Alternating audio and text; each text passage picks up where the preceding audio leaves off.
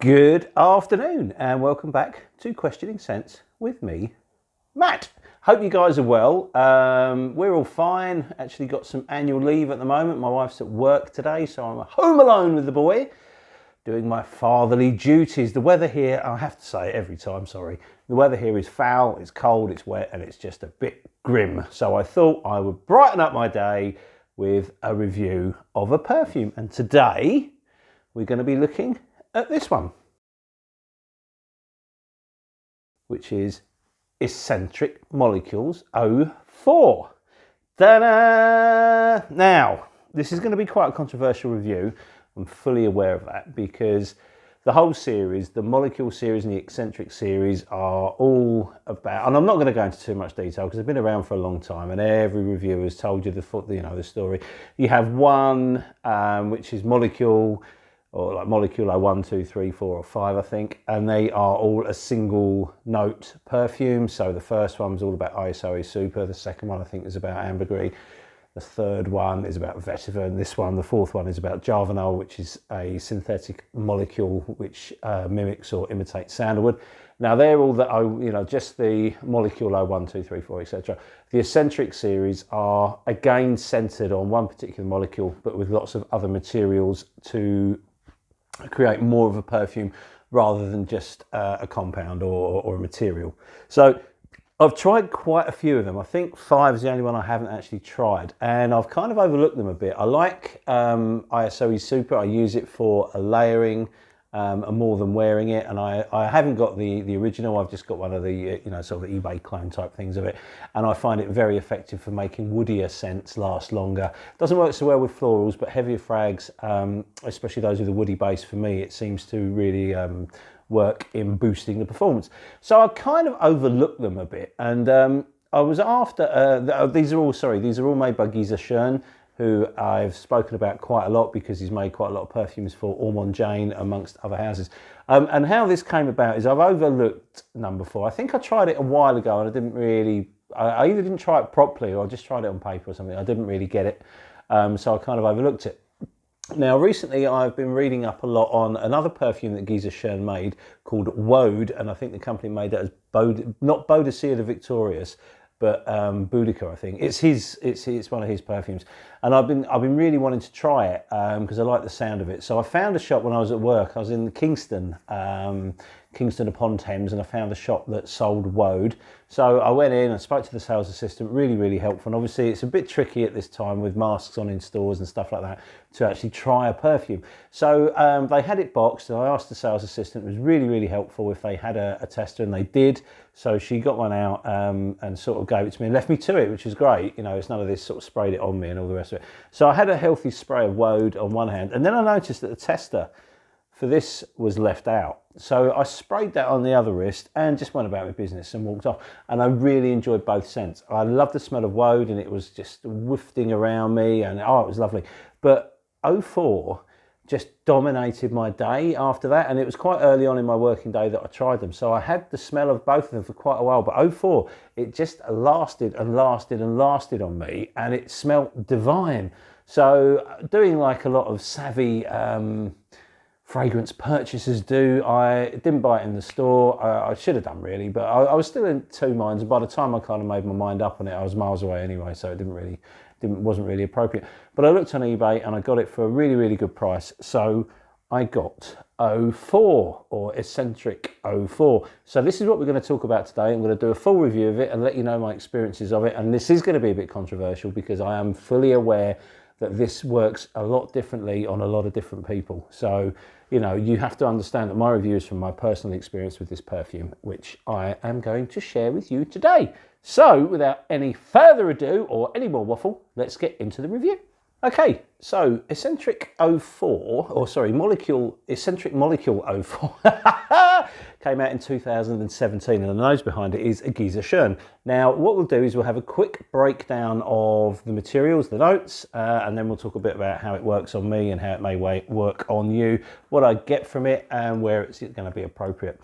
So at the top you have jarvinol, which is, as I said earlier, this synthetic sandalwood molecule that the whole perfume is based around.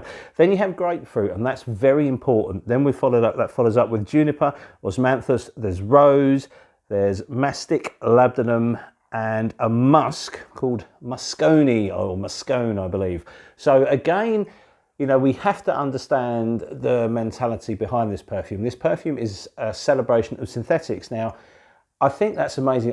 As you know, there's quite a lot of argument or debate within perfumery about synthetics. Now, the simple fact is, all natural perfumes do exist, but they're normally quite expensive and quite hard to come by. And quite often they don't have the longevity or the legs that, you know, we're used to in a perfume. So most perfumes have some kind of synthetic materials in them.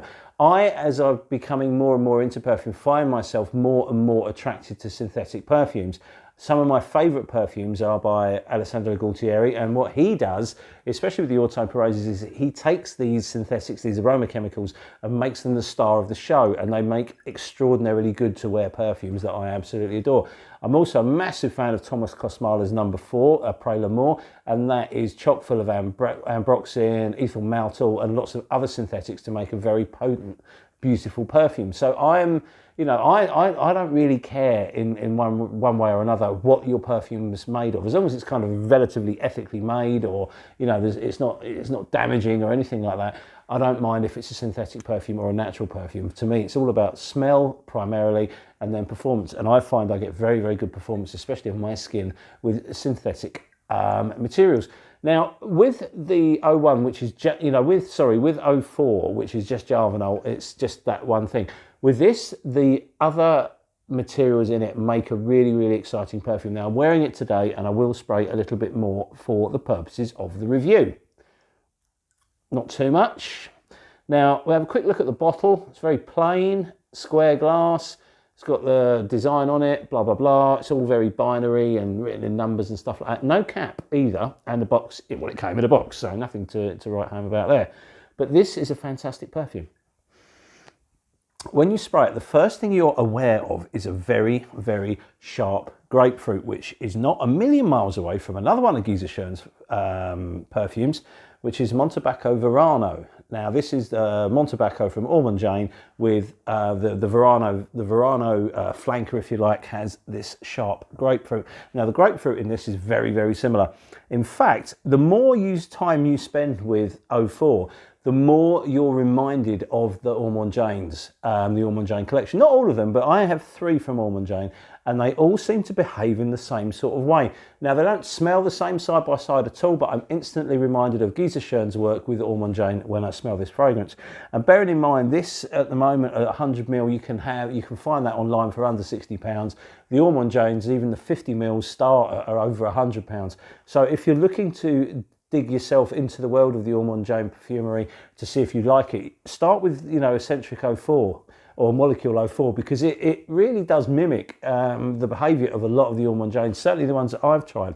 So what happens is when you spray it, you get this very sharp, fresh, crisp grapefruit, and it just bounces off my skin. This is such a big hitting first couple of hours of perfume. It just explodes everywhere. The sillage, it follows you around everywhere. It projects really, really well too. And, you know, the juniper does what juniper does. It adds an edge to it. It gives it an almost fresh, herbally style fragrance to this beautiful, beautiful grapefruit. And at that point, it smells incredibly masculine to me. Although this is a unisex fragrance, I think it is totally a unisex, but it has quite a masculine opening. And it's just lovely. It's everywhere. It's very bright. And then as it starts to dry down, this is where it gets really, really interesting. After about an hour and a half, you have this, you know, for this first hour and a half, rather, I should say, you have this spiky, citrusy, sharp, really refreshing perfume that's absolutely beautiful. And I've really noticed it the last couple of times I've worn it. After about an hour and a half to 2 hours, it starts to smell completely different. The freshness is always there, but now it starts to mutate. It's not so much of a traditional perfume. It smells to me very much like I've just done the washing and I've put wet washing, you know, clean wet washing in a dryer. And when I've taken it out the dryer and the laundry is hot or warm, and you get that smell. That's what this starts to smell like at this point. These sort of citrusy elements are still kind of there, but at the moment I'm getting this lovely warm, you know, I'm wearing it at the moment and Here, it's just this lovely, warm, clean, musky dry down that's just beautiful. Whereas for the first couple of hours, you've just got this really sharp, refreshing, bright, beautiful, beautiful perfume. So much has been said online about this sandalwood. Now, it does smell like sandalwood, but not like a traditional sandalwood. If you're looking for a sandalwood-based fragrance, just buy that. Honestly, GOF Trumper's sandalwood cologne, just buy that. You're not going to get a better sandalwood fragrance on the market today for less, for anything near what this costs. So this is highly, highly recommended. Now, as I say, a lot has been said about the sandalwood edge to this perfume. Now, it does smell like sandalwood, but a very clean, fresh, airy sandalwood. I don't get it doesn't smell medicinal to me. Some people it does. Some people, sort of saying this is all about sandalwood. And to me, it's not. Sandalwood is like the base, and you can see where the perfume's made that sandalwood is obviously going to be the star of the show. But for me, when I wear this, it takes such a long time for the sandalwood to come in.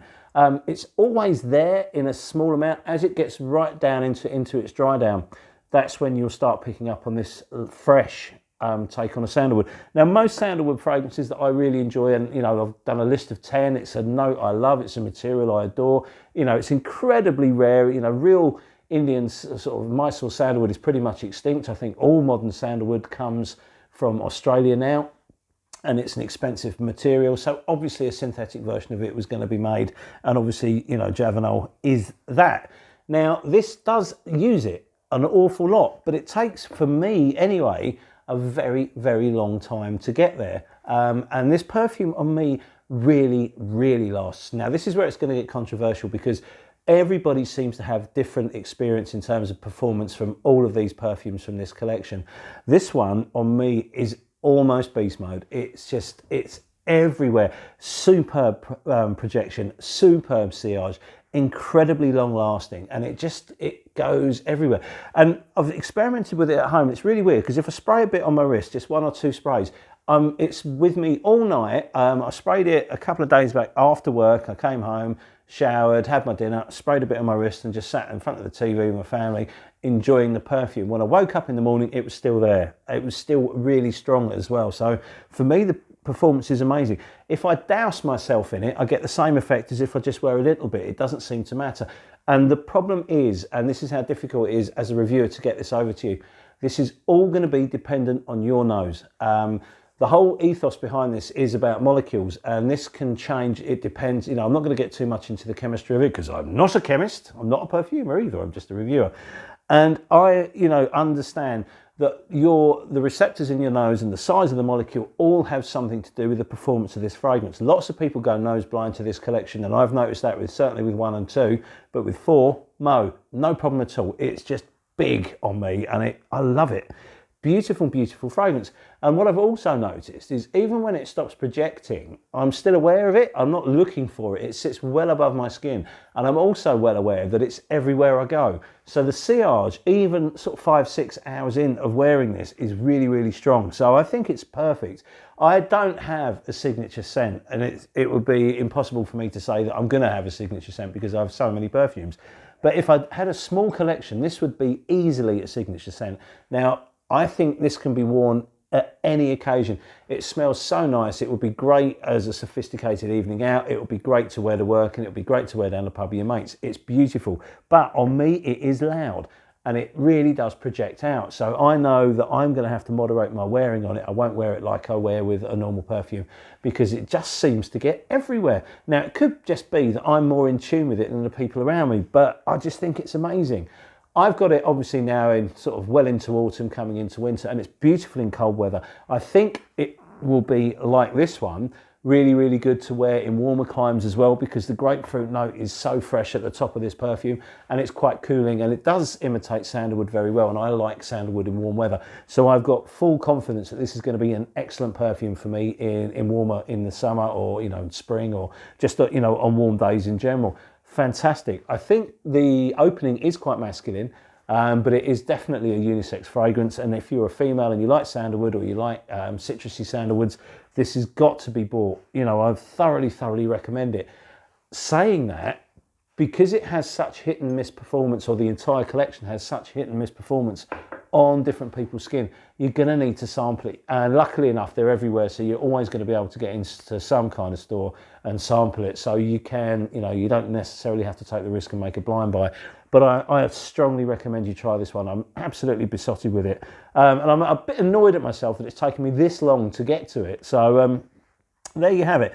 A fantastic smelling, beautiful perfume that performs exceptionally well on me, that can be worn in any environment.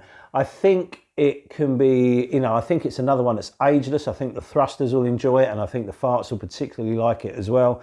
It's just a beautiful perfume, and it's refined, it's classy, it smells expensive. It smells a lot more expensive than it actually is at the moment. I think it can, be had if you shop around for a really, really good price for 100ml. It also comes in a 30ml and a 50ml bottle. So if you are, in a situation where you're going to blind buy the 30, and then, you know where you are, and you've only got 30ml of it. If you don't like it, and if you do love it, get through your 30 and then get a bigger bottle. But honestly, highly recommended. I'm really, really stunned by this. And as I say, I'm really, really annoyed at myself that it's taken me this long to appreciate this one and to add it to my collection, where I'm incredibly proud to have it. So there you have it. Sorry, the reviews are not coming out as quick as we like at the moment. Obviously, I'm off work at the moment. My wife's been off, so we've been trying to do some family stuff, and that always comes first, and so it should with your families too.